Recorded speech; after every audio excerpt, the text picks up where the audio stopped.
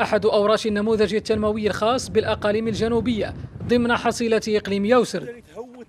مبارك من مهني قطاع الصيد البحري بالمهيريز، فمنذ أعوام وهو يشتغل بين أمواج البحر بحثا عن مخزونه السمكي، مصدر قوته اليومي جنبا للعشرات من رفاق العمل في قوارب الصيد التقليدي. غيكونوا باركوات ديال استراديه، غيكون بيلاجي، غيكونوا شالوطيات، غيدخلوا تم باش يستافد حتى المهيريز هذا الفيلاج يتلمى. أشغال التشييد اكتملت بميناء المهيريز، أحد مشاريع تعزيز البنية المينائية بالمملكة وبجهة الداخل وادي الذهب، منشأة تدعم حسب القائمين عليها النشاط الاقتصادي عبر شقه البحري، حيث رهان الانعكاس الإيجابي على مستقبل مركز بيرغندوس وإقليم يوسر في مصر الإناء والتشجيع على الاستقرار.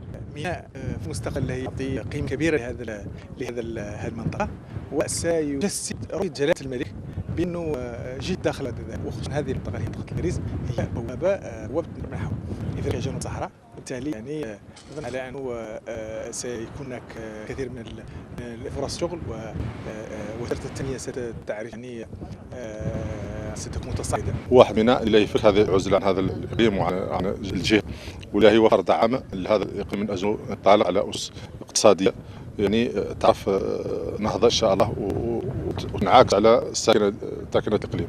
وكيف ما تشوفوا هذا الميناء ما هو وحده، يعني موافق مجموعة من المشاريع اللي تعطيه رافعة ودفع للأمام، منها يعني منطقة صناعية. البنية المينائية المهيريز في طليعة رهانات إقليم يوسر الاقتصادية، يتواصل إطلاق مشاريع الفضاءات التابعة لها، فقد جاء قبل أيام إعطاء انطلاقة